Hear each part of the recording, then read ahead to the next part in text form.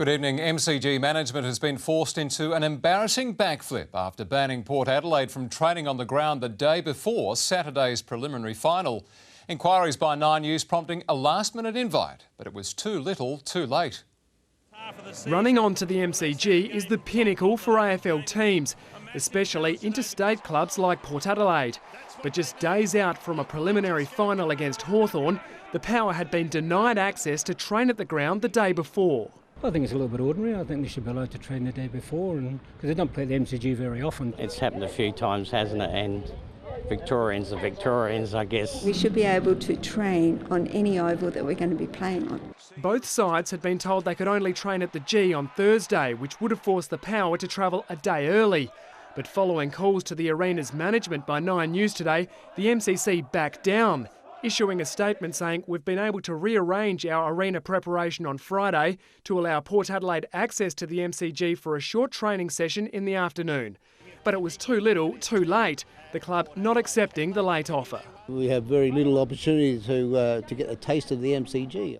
In fact, this Saturday will only be the second time this year the club has played there, and fans are making the most of it, snapping up more than 15,000 tickets since yesterday morning, prompting the club to charter 12 buses and a plane.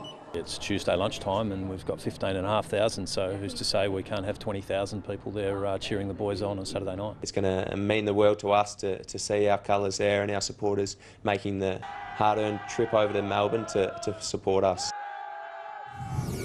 And Eddie Godfrey joins us live from Adelaide Oval. Eddie, the Power trying to prepare as best as it can on home soil. The club will, Brenton, and players will do that right here at Adelaide Oval in a closed training session tomorrow night.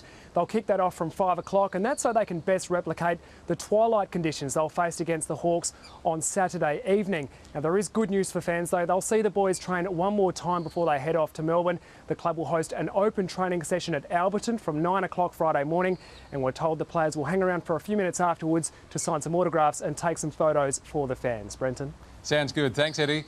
And Warren Treadway joins us live from Melbourne, where the AFL's All-Australian team will be announced tonight. Now, Treaders, will not getting a run on the MCG hinder the Power's preparations?